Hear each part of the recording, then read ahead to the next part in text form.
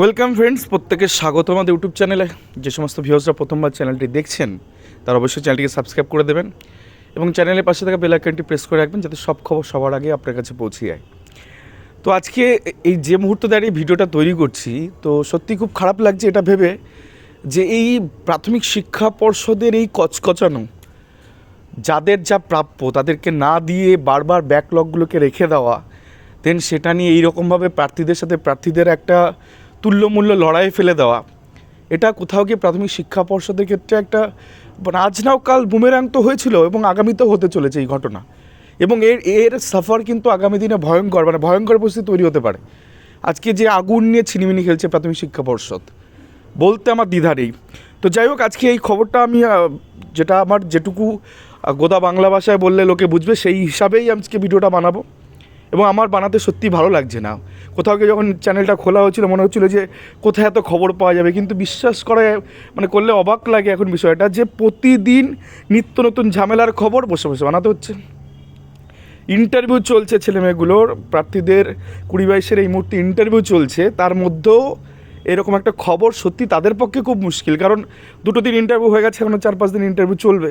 সেক্ষেত্রে এরকম একটা খবর দিতেও খারাপ লাগছে, কিন্তু কিছু করার নেই, খবরগুলো দিতে হবে। তো যাই হোক, যে বিষয় নিয়ে কথা বলবো আজকে সেটা হলো আবার খবরের শিরোনামে 20-22 ডিএলএড ব্যাচ। যে ডিএলএড ব্যাচ কোথাও গিয়ে সিঙ্গেল বেঞ্চ কলকাতা হাইকোর্টে, দেন ডিভিশন বেঞ্চ, তারপর সুপ্রিম কোর্টে দ্বারস্থ হয়েছে এবং তারা ইন্টারভিউর একটা স্কোপ বা সুযোগ তারা তুলে নিয়েছে এবং ইন্টারভিউ বর্তমানে হচ্ছে। তো সেখানের ব্যাপার রয়েছে এবং চাপ বাড়ালো নট ইনক্লুডেড ডিএলএড প্রার্থীরা 20-22-এর উপর। এবং সেই সাথে ইন্টারভিউ চলাকালীন কি 9533 প্লাস 2232 সুপ্রিম চ্যালেঞ্জের সামনে পড়লো।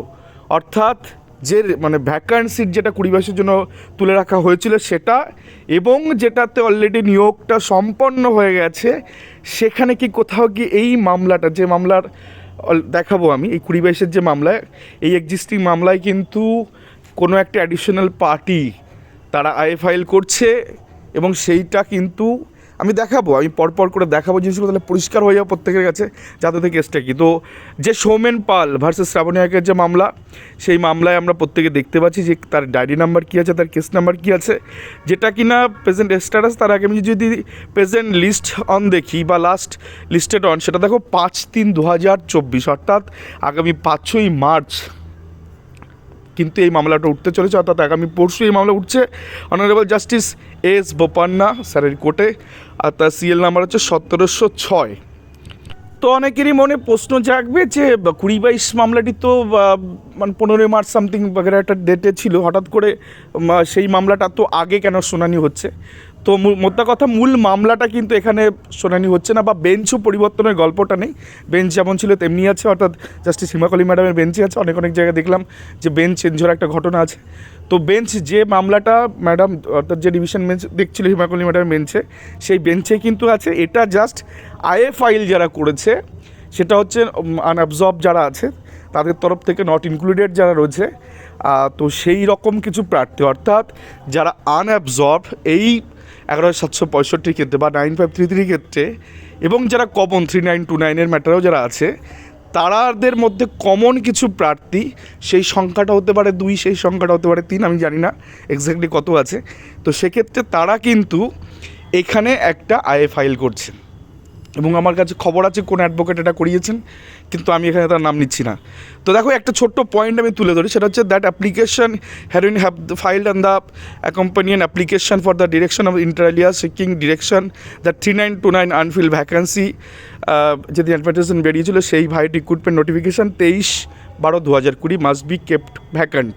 তো এর মানে হচ্ছে, অর্থাৎ 3929, অর্থাৎ যে 16,500 রেস্ট অফ ভ্যাকেন্সি, যেটা নিয়ে আমরা প্রিভিয়াস ভিডিওতে আমরা পোস্টমর্টম রিপোর্ট বলে আলোচনা করেছিলাম, সেম ঘটনাটাই কোথাও গিয়ে কেসের মাধ্যমে উঠে আসছে আবার পুনরায়, যে এই ভ্যাকান্সিটা তো ভ্যাকান্ট রয়ে গেছে না, সেই ভ্যাকান্সিটা কোথাও গিয়ে প্রাথমিক শিক্ষা পর্ষদের তরফ থেকে একবার বলে দেওয়া যাচ্ছে ক্যারি ফরওয়ার্ড হয়ে গেছে, একবার বলে দেওয়া যাচ্ছে যে এটা আমরা ক্যারি ফরওয়ার্ড করিনি, আমরা রেখে দিয়েছি।